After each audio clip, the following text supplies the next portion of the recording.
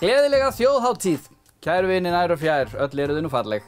Verið hjartalega velkomin að skjánum, föstudagsþátturinn rúllar og við byrjum eins og venjulega á fréttum vikunnar. Og til mín í sófan eru komin þau Arnar Þór Jóhannesson sem er verðandi framkvæmdastjóri rannsóknamiðstöðvar Háskólans og Akureyri, þetta var langt.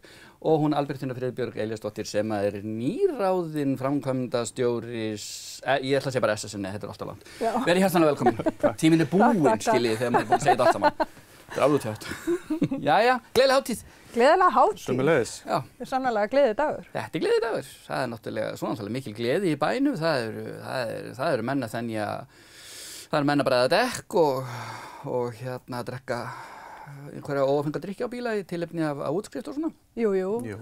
Emma-ingar í Berjamó. Emma-ingar í Berjamó. Það er einhver góð saga bak við það, skils mér. Já, ég kann hann ekki, sko. Það er bara þessi bruni á dekkjum sem heillar mig mest, sko. Það er alltaf skemmtilegt, sko. Já, þú ert þar? Nei, bara gaman að finna lyktina af þessu, sko. Já, akkurat. Þetta er vika sem er rosalega gaman að búa á Akureyri. Bærinn er fullur af fólki og allir svo glaðir og líka bara glaðir að fá að hittast í fyrsta skipti núna í 2 ár. Þannig að ég held að þetta bara sé búið að vera alveg sérstaklega svona skemmtileg og gleðileg vika. Bara dásamlega líka meira útskrifast án þess að það séu hömlur, meira knúsast og hafi ekki endilega of miklar áhyggjur af því, þú veist. Þannig séð, allt enn að skynsunarmarka náttúrulega, hvað gerist? Og þessi útskriftarárgangur á það náttúrulega sérstaklega skilið út af því að þau hafa náttúrulega verið meira og minna í samkomu takmörkunum í skólanum. Þannig að þetta er dýrmætt fyrir þau að fá þetta knúsast svona síðasta daginn.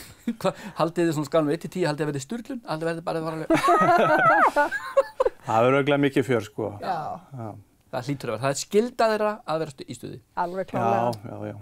En en að öðrum fregnum vikunnar, hvað er nú svona helst títt í ykkar huga?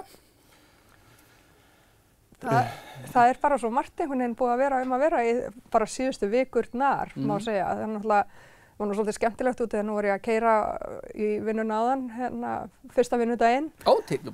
Og það vildi svo skemmtilega til að þegar ég var að keyra í vinnuna þá var var viðtal við fyrrverandi samstarfsfólk mitt á þinginu einmitt þinglok sem er nú kannski búið að vera svolítið mikið í fréttunum síðustu daga. Ýmislegt sem gengur á. Mér var strenda svolítið sérstaklega skemmtilegt þau voru að hrósa svo starfsfólki þingsins.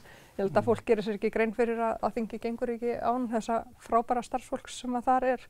Þingmennirnir eru meira bara í að tala en síðan er fullt af starfsfólki sem að grípur og bara gerir hlutina, lætur framkvæmir hlutina sem skiptir vel meira máli. Það gleymist ofta að þakka þeim fyrir en ég var mjög glöð að heyra að þau gerðu það svo vel í útvarpinu áðan. Þannig að það er svona margt í þessu. Já, bara í þessu viðtali bara rammaáætlun og góma? Rammaáætlun bara á góma og þetta er snúið. Það er náttúrulega stór fréttir ef að þinginu tekst að afgreiða rammaáætlun yfir höfuð. Það er bara... Já, og svona á korter, er það ekki svolítið? Já, en á móti má segja að þetta er búið að vera til umræðu á þinginu í ansi mörg ár, sko. Þannig að bara það að ná einhverju út er stór skref út eða þá getum við líka farið að taka næstu skref sem að bara hafa verið í frosti í rauninni út af þessu. En svo má náttúrulega deila hvort að þeir kostir sem að fara þarna inn úr biðflokki séu góðir eða ekki. Já, þetta lítur að vera óbáslega erfitt mál fyrir sem að samþykkja þetta, eins og fyrir VG og héraðsvötnin, þetta er Akkurat.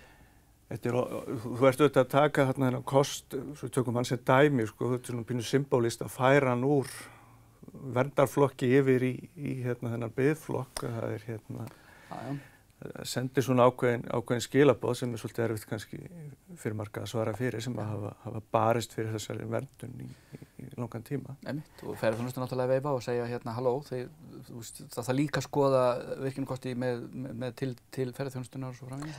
Já, klálega, en ég held að við séum samt komin á þann stað einhvern veginn í þessari umræðu og bara í allri umræðu, samfélagslegri umræðu að þurfa að fara Við þurfum að hætta að setja okkur í svona mikla skotgrafir. Við þurfum að fara að setjast niður og ræða hlutina bara svona í sameiningu. Hætta að vera bara fúll á móti í sikuru öfgin út, eða þannig náum við aldrei einhvern veginn framförum. Ég held að og það á alls ekki bara við þennan málaflokk, það bara því miður í svo mörgum málaflokkum. Já, það alveg rétt. Það hefur verið mjög gott að þingið hefur bara komið saman og náð að setja lög yfir lúsmý. Til dæmis. Það hefur mjög gott. Til dæmis. Hafið þið orðið vör við það? Nei, ég hef ekki orðið vör við það, sko. Það eitthvað aðeins komið á stjá, já. Já, það eru heilmiklar kvartanir undan því núna og menn og konur sundur bitinn, sýnist mér. Já. Og þá komið upp allir þessu heimilisráð sem eru, þú veist, hvítlaugsvatn í glugga og sítrónukerti, sítrónu-lavandikerti. Alls konar vúdú í gangi, ég veit það ekki. Og hvað svo fleira? Það er náttúrulega, jú, það hefur verið að byrja að steypa nýja flugstöð, ekki? Já, sem er náttúrulega rosalega spennandi og náttúrulega bara spennandi hlutir að gerast bara með millilandaflugið og fleira. Nú reyndar kannski eitt af því sem kannski svona síður jákvætt búið að vera sem er innanlandsflugið. Búið að vera rugla og vesen á því og fólk upplifir að það séu verðhækkanir og annað. En við hljótum að þurfa að fara aðeins að taka til í því líka núna þegar við erum komin að flotta árangur í millilandafluginu. Já. Þó að Bretarnir hafi aðeins verið að stríða okkur. Já, það er eiginlega ótrúlegt mál, sko. En það hafa verið svona senkvanir á innanlandsflugi og svolítið svona kraðaukar það ekki í flugstöðinni Jú, og mikið uppselt á Akureyri. Já. En bara allt land. Já, þetta er bara svolítið gaman að fylgjast með Næsir, sko. Þetta er svona eitthvað sem við höldum öll svo með þeim, sko, einhvern veginn, að svona vonum svo innilega þetta gangi vel og meira sé að sko þrátt fyrir þessar leiðilegu fréttir og ömurlegu náttúrulega vont að lenda í þessu í síðustu viku að það voru samt fólk bara en þú veist menn voru samt alveg, við erum samt með ykkur í liði, sko, þetta er bara, Já, og maður hefur skilning á því að þegar maður lendir einhvern veginn í computer says no attitude-inu hjá Bretanum, og maður trúir eiginlega ekki öðru en þetta leysist, sko, þetta er svo vitlaust eitthvað, sko. Þetta er bara bjúrókrasi einhver, sko. Alveg, klálega, sko, en svo eru þið bara samt svo næs líka, hjálpa play í vandræðanum og bjarga farþegum frá Gautaborg og þar á meðal fólkið sem ég veit að er hérna og var á leiðinni að taka þátt í hátíðarhöldum vikunar og dagsins. Þetta er allt fallegt. Þetta er bara svo mikilvægt fyrir okkar svæði, sko, að hafa góðar samgöngur út í heim, sko. Og ef við erum að tala um það að það séu, sko, tvö borgarsvæði ef Akureyri og Akureyrarsvæðið nær að styrkjast þarna og nær að halda upp í reglulegum samgöngum við útlönd, sko. Þetta styrkir svo mikið bara lífsgæðin fyrir Akureyringa og líka bara alla sem eru á svona, hvað ég var að segja, athafnasvæði eða áhrifasvæði Akureyrar, sko. Þetta skiptir myndi að styrkja bara búsetuskilyrði á svo stóru svæði ef við höfum bara allt sem eflir og bætir þjónustu. Algjörlega. Og nú veit ég að þú ert að tala um það sem hvað, borgarsvæði, Já, það þú væntanlega vísi verkefni sem við unnum mitt með SSNE og fleirum fyrir innviðaráðuneyti í fyrra þar sem við leggjum til að verði svona sérstakt byggðastig sem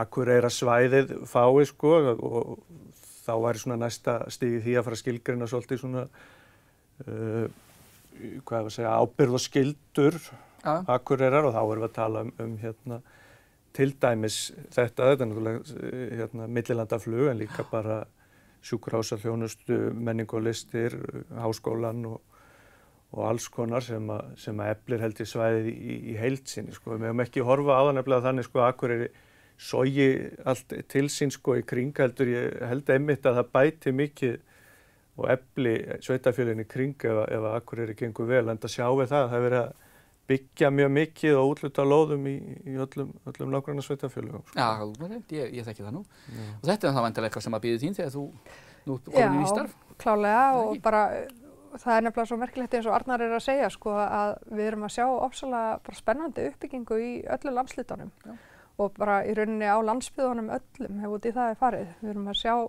spennandi hluti gerast sem að COVID hafði ekki bara neikvæð áhrif, heldur erum við líka, við lærðum einhvern veginn að við þurfum ekki alltaf að vera staðsett í miðborginni á 101 Reykjavík til þess að vinna hlutunum. Það er hægt að vera hvar sem í heiminum ef út í það er ferið og það eru gríðarlega mikil tækifæri og svona bjartsýni finnst mér vera í landslitunum.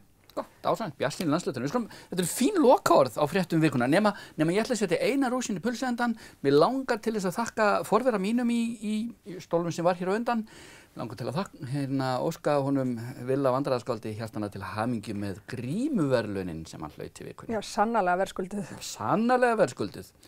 Þannig að frá okkur til hans Árnaður Óskir. En hjartans þakki fyrir komuna, gott fólk. Takk. Takk. Og nú kom einhvern smá skilaboð og svo sjáumst við.